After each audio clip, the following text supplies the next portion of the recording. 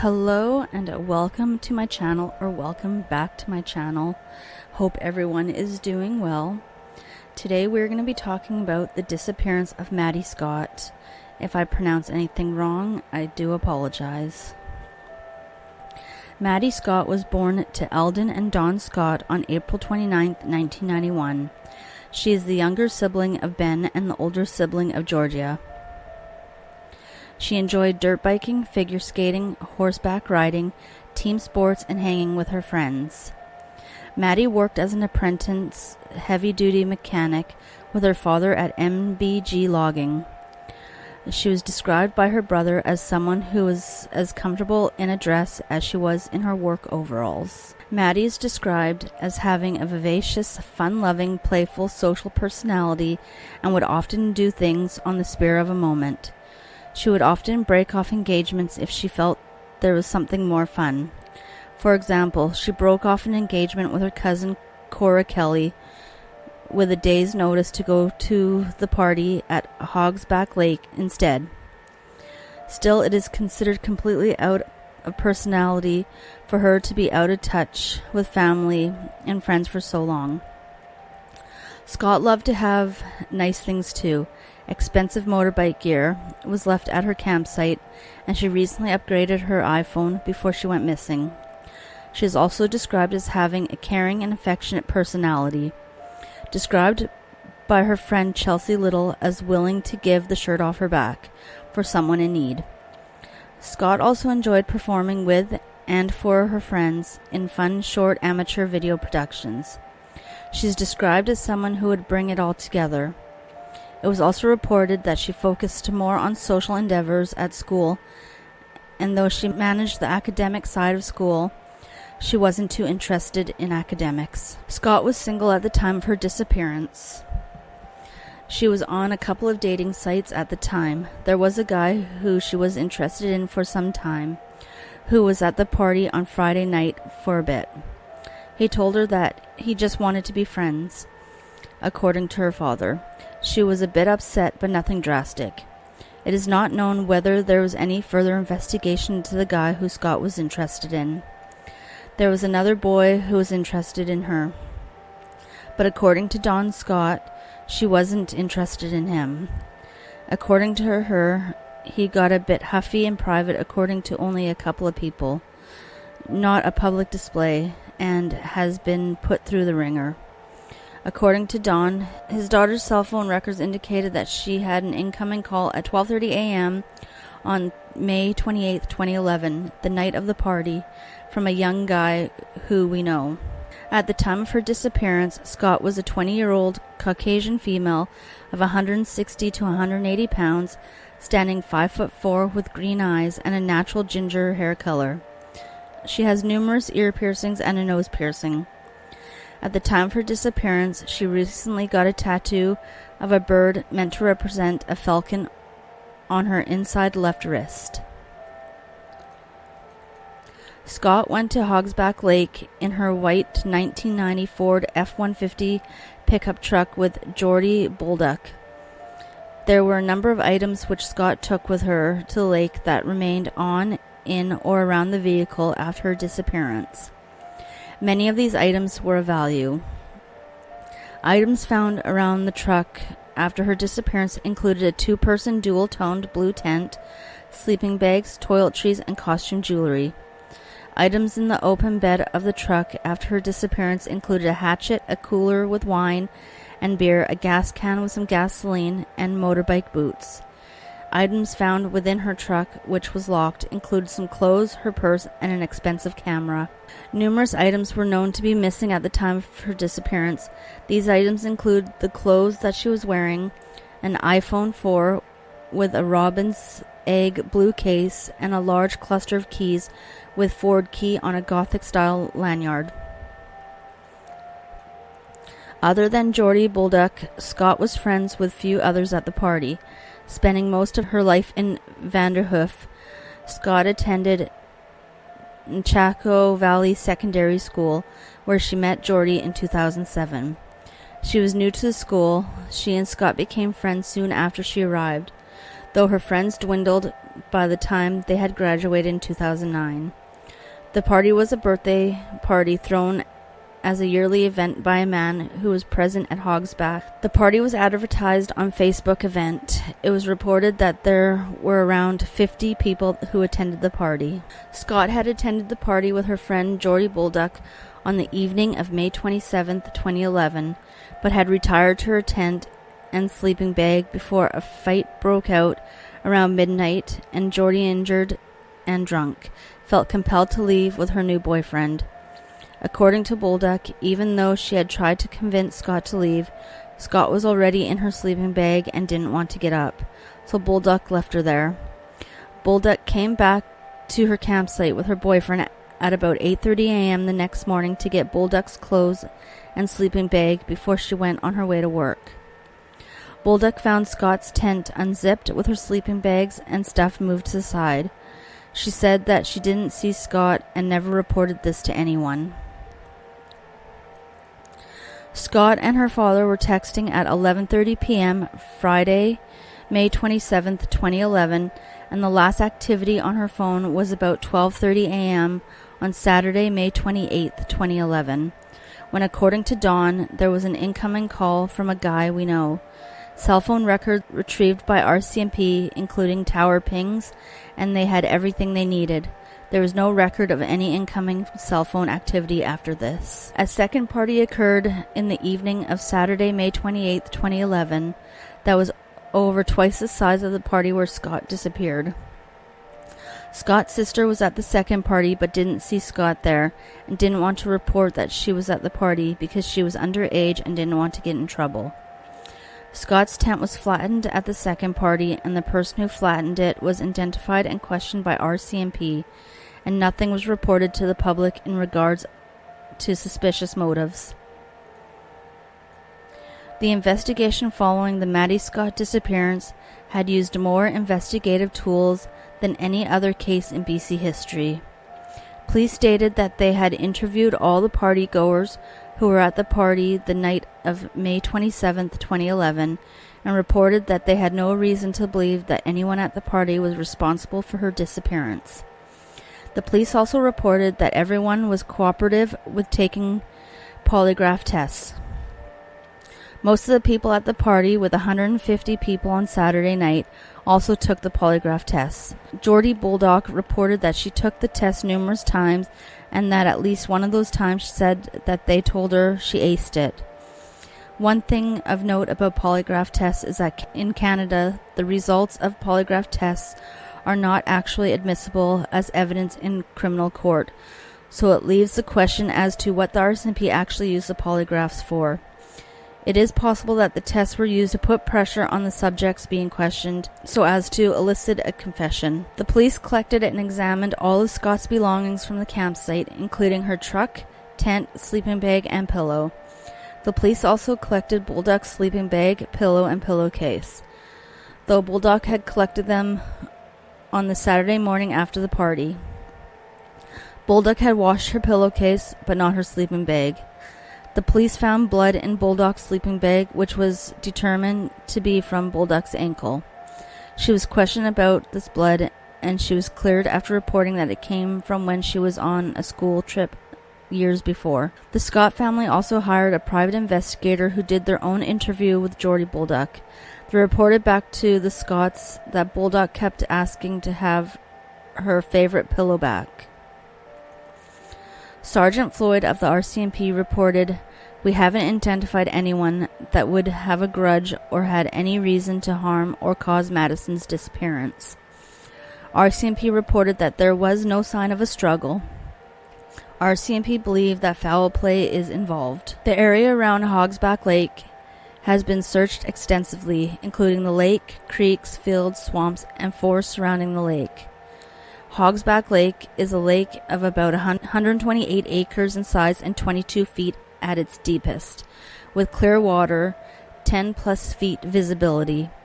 The area has been searched by foot, quad, horseback, helicopter, using forward-looking infrared, divers, cadaver dogs, boat, car, and truck. There was a particular extensive search effort in the initial days of the disappearance, with search crews walking in extended lines hand in hand, checking in at 10 p.m. Cadaver dogs searching and dive teams scouring the lake.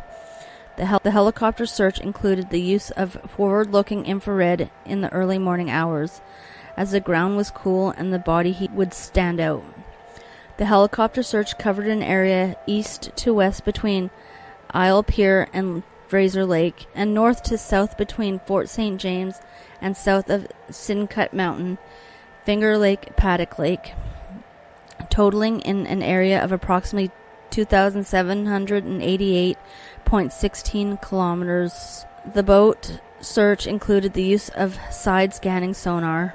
An awareness effort has been organized by Maddy Scott's family and friends, involving the mass distribution of posters, bumper stickers, pens, and signs.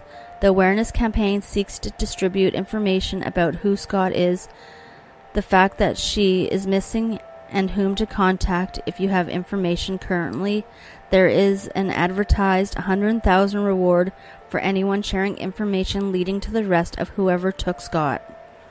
The family and friends of Scott have put on a yearly poker ride to raise awareness, which has been a flagship event in the effort to keep awareness fresh in the public mind. And there is also a series of documentaries, including an episode of 48 Hours, also exclusively devoted to Maddy Scott.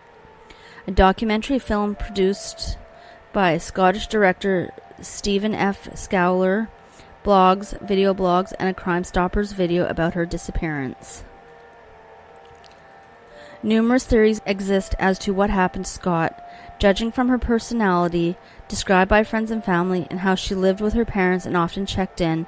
It is highly unlikely that she ran away. Also, since there is no evidence of anything that would cause her to leave the campsite on her own, such as a flat tire, police consider it unlikely that she left on her own. Animal attack has also been considered, and numerous people even reported seeing a large cougar in the area soon after her disappearance. However, the animal attack theory has been contested because of the lack of remains or sign of a struggle. Many people have also suggested that she may be in the lake.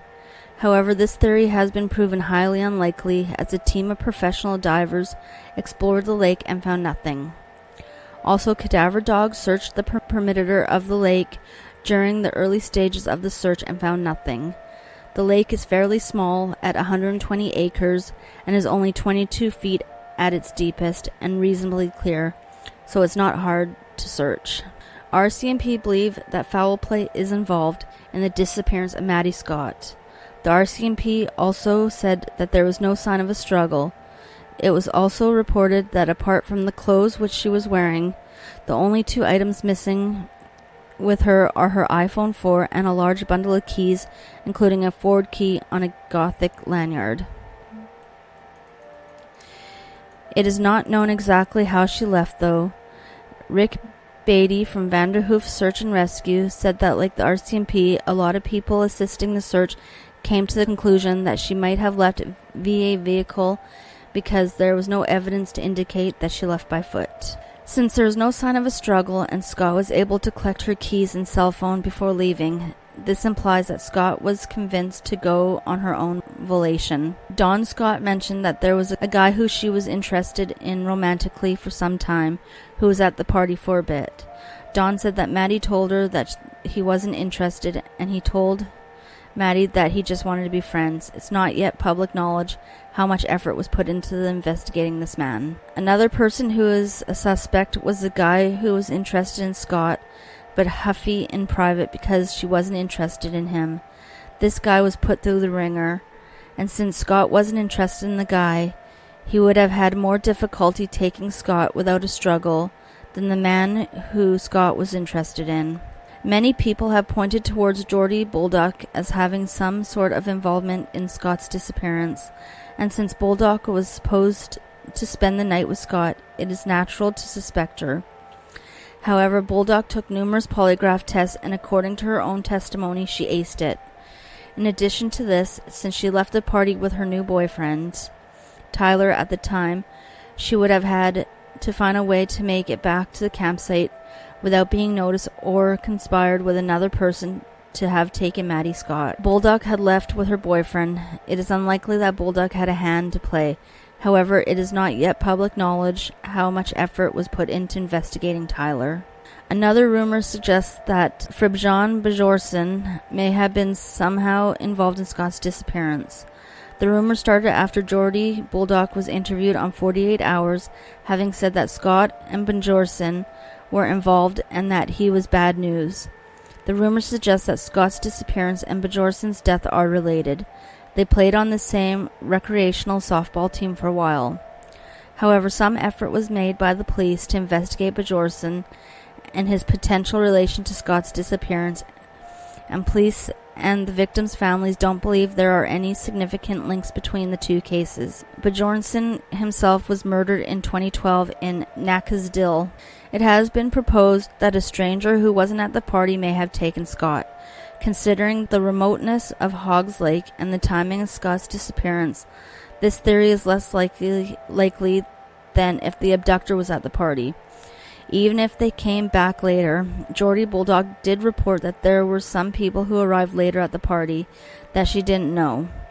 According to the FBI, stranger abductions involving women mostly are motivated by sexual assault and are also the most likely to involve the use of a firearm. However, since Scott was allowed to take her keys and her cell phone, it is not likely she was taken at gunpoint. It is most likely she left willingly. Israel Keyes has been proposed as having a role in Scott's disappearance. However, Keyes' MO usually included theft from his victims. Nothing was known to be stolen from Scott's campsite. There were multiple items of value left behind in plain sight at Scott's campsite, including a purse, camera, gasoline, expensive motorbike equipment, and liquor. This is contrary to Keyes' MO of stealing from his victims. Hogsback Lake is a straight 33-hour drive from Anchorage, Alaska, where Keyes lived, and in a different country, making travel quite inconvenient for Keyes. However, a few days after Scott's disappearance, on June 2, 2011, Keyes was known to have flown from Alaska to Chicago, rented a car, and drove almost 1,000 miles to Vermont with the intent of committing murder. And even without a specific victim in mind, Keyes ended up committing the double homicide of Bill and Lorraine Currier, whose bodies haven't been found. Keyes was also known to be an opportunist, choosing some victims as they happened to be in location chosen by Keyes in advance. Choosing some victims by how unlikely they would be linked to him, and still choosing other victims based upon how easily it seemed their bodies would be to carry. Keyes said on tape, "I would let my victims come to me in some remote location." Keyes' last known victim, Samantha Koenig, was taken at gunpoint from behind a store counter at a coffee shop in Anchorage, where Keyes lived, in March 2012. This is contrary to his claim that he would let his victims come to him in remote areas. Some have suggested that Scott went missing as part of the Highway of Tears cases. However, for unknown reasons, the family has fought hard to keep her name off that list. At least 2 disappearances along the Highway of Tears corridor have similar circumstances in that the women disappeared and the items of value were left behind or had some similar characteristics. These women were Bonnie Marie Joseph and Anita Florence Thorne. Joseph's wallet was found with an uncashed check near a lake near Fraser Lake. Joseph was last seen hitchhiking outside of Vanderhoof, and Thorne's purse was left in her unlocked car, and her cell phone and keys were among the things that went missing with her. Anita Thorne went missing in Prince George, and her car was discovered near the Shelley turnoff outside of Prince George. Thorne was also described as someone who would give the shirt off her back for someone in need, similar to how Scott was described by her friends. It was also been suggested that Scott's disappearance was the result of some misadventure, likely away from Hogsback Lake campsite. Although an accident is a theory about her disappearance that it is in the public domain, and there was drinking and fighting at the party, and there was drinking and fighting at the party the night of her disappearance, there is no credible report in the public domain that Scott's disappeared due to an accident. Vanderhoof RCMP asked people with information about Scott's disappearance to call them at 250-567-2222. People who wish to remain anonymous can call Crime Stoppers at 1-800-222-8477 or leave a message on solvecrime.ca. Thank you for listening. If you like this type of content, please consider subscribing and liking my channel, and I will see you on the next one.